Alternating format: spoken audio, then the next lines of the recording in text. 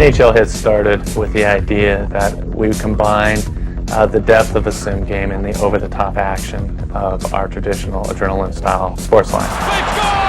NHL Hitz is over-the-top hockey at its best. We had a very clear vision of what NHL Hitz should be right from the start. We've taken the realistic physics system and playability of a sim-type hockey game or a real-life experience and exaggerated it. We came up with a bunch of different options. What do we want to see? What do we like? And then we present it to the group, the entire team. Then everyone knocks the hell out of it and says, we like this, we don't like this, here's a hole, we don't like that.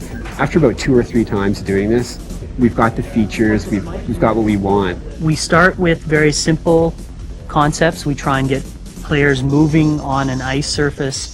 We actually start with little blocks shuffling around. While that's going on, a lot of the infrastructure for the game is being built. How the jerseys load, how the game goes together, the front end screens. Everything is being worked on at the same time and comes together at different points. Because the game's so fast, and if you don't look for it, you'll miss a lot of the details. Like if you look at the goalies, for example, their pads are like, I couldn't have modeled them any more realistically. They have every bump, every ridge, every little guard. It's all there, every little strap. So we went in and tried to put in as much detail as we could in the players to make them look that much more real, and then we kind of superheroized them a little bit so that looked that much more mighty when you're smoking a guy on the board. The big difference with NHL Hitz compared to what's out there is the extreme action. Big checks, big hits, big scores, and have nice one-timers. NHL Hitz is amazing because of the fast-paced action, the hard hits. It's just non-stop action. In NHL Hitz, we have a 3D crowd. The decision to do a 3D crowd was based on being able to give them specific animations based on some sort of reaction to what was going on the ice. If you play the game for a little while and you win enough games, you will earn points to be spent into the hockey shop. The hockey shop contains the fantasy rinks. There's 15 rinks. We got our heritage jerseys. You can buy teams, some of the fantasy teams, as well as the heads. We have the moon base that has the glowing moon rock as its puck, and all the little aliens that'll run around in there. You can see the crowd is even a little bit, all aliens. They're there to support their home team.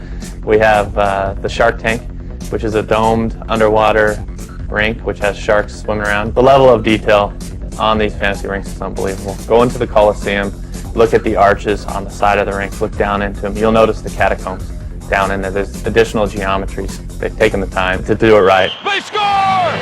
Brutus gets the party rolling! It's not a simple dice roll when you shoot the puck. We have a simulated, realistic physics system. It's not predetermined that, hey, this is the 10th shot, we should really have a goal now. If you take a shot, it will collide with objects as it would in real life. Therefore, you get true goals and sometimes spectacular goals. The Lightning and On Fire is something we're known for. We wanted to up that notch as well. It gives you a few seconds of taunting time while you just get on fire to yell at your friends.